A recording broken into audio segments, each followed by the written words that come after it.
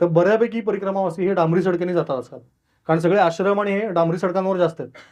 मग त्याच्यानंतर अगदी ज्यांना नर्मदा दिसावीशी वाटते पण फिजिकली चॅलेंज आहेत ती लोक गावांमधून चालतात.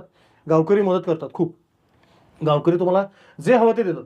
आजारी पडला असेल तर तुम्हाला झोपायला जागा देतात, औषध पाणी सगळं सगळं करतात. तुम्हाला काहीच चिंता करायची कारण नाही. म्हणजे मोबाईलचा रिचार्ज वगैरे पण मारून घ्यायचे लोक गावकऱ्यांकडनं, हे मी बघितलं. तर सगळं सगळं मिळतं तुम्हाला आणि फक्त तुम्ही चालत राहायचं. पण हा जो मार्ग आहे, माझा असा नियम होता एक, की दिवसातनं जास्तीत जास्त वेळा आपला दंड नर्मदेमध्ये बुडला पाहिजे असं चालायचं.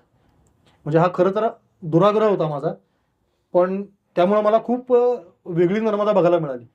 आणि मी सांगेन की ज्यांना शक्य आहे ना, त्यांनी खरोखर जेवढं जवळून जाता येईल नर्मदेच्या, जितक्या तुम्ही जवळ जाल ना, तितकी तुम्हाला थोडंसं अंतर वाढतं. कारण नर्मदा ही अशी झिगझॅग जाणारी नदी आहे, ती सरळ जात नाही.